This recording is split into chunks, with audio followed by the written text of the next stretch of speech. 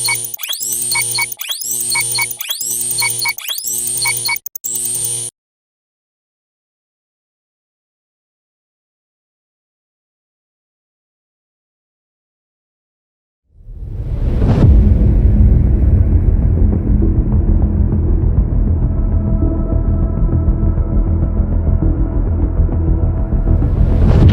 planet is warming up so fast that the climate is changing beyond recall. Raising sea levels, claiming countless lives, demolishing homes and livelihoods, and destroying our ecosystems. Our world is now fraught with unprecedented danger. A climate emergency is at hand.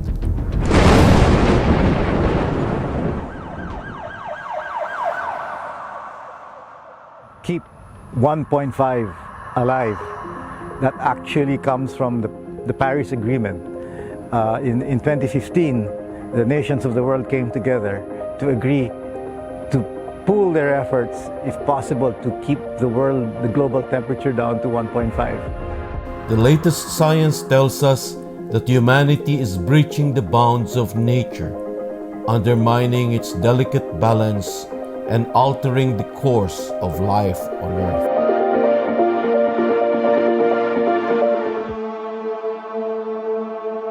Seemingly, humanity has waged a war against Mother Nature.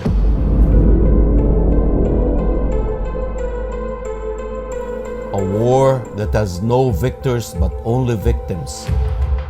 A war that only endangers human existence.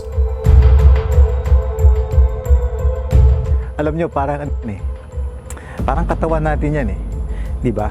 We're kept at 37 degrees. If we go 1 degree, 38, medyo may, di ba? Kung 1.5, 38.5, kung 2 degrees, 39 degrees na yan. Fever na yan, delikado na yan, di ba? So analogously, for the planet, we want to suppress the fever if we could, di ba? The science is clear. The world is now witnessing the dreaded tipping points, the points of no return for climate and planet because of unrelenting carbon emissions, apathy, and inaction.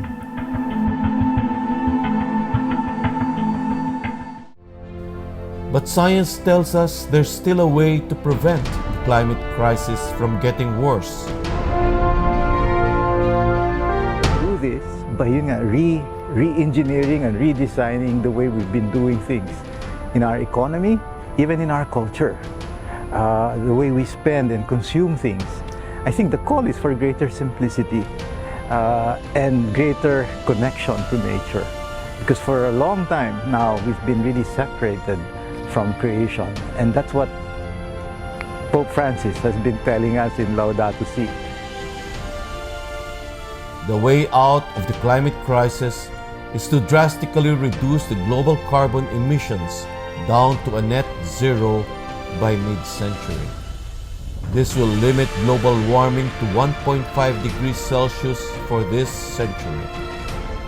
This is the agreed goals of nations at the 21st Conference of Parties to the United Nations Framework Convention on Climate Change held in Paris in 2015.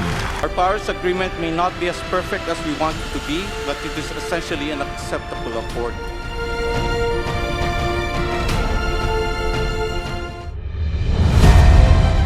This means that the global economy must go green. The energy sector must transition to renewable energy. Businesses and jobs must be resilient, and we must mind and reduce our wastes and choose a sustainable way of living.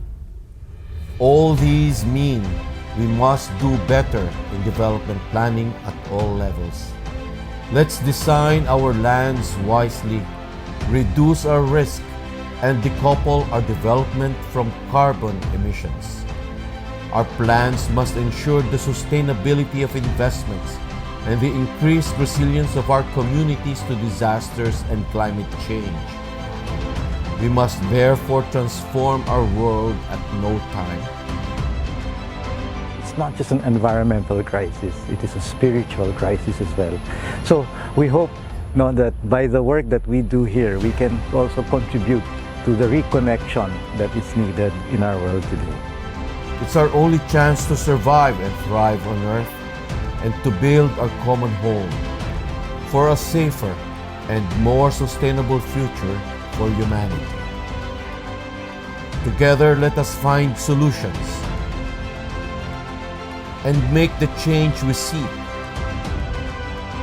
and the future we want happen.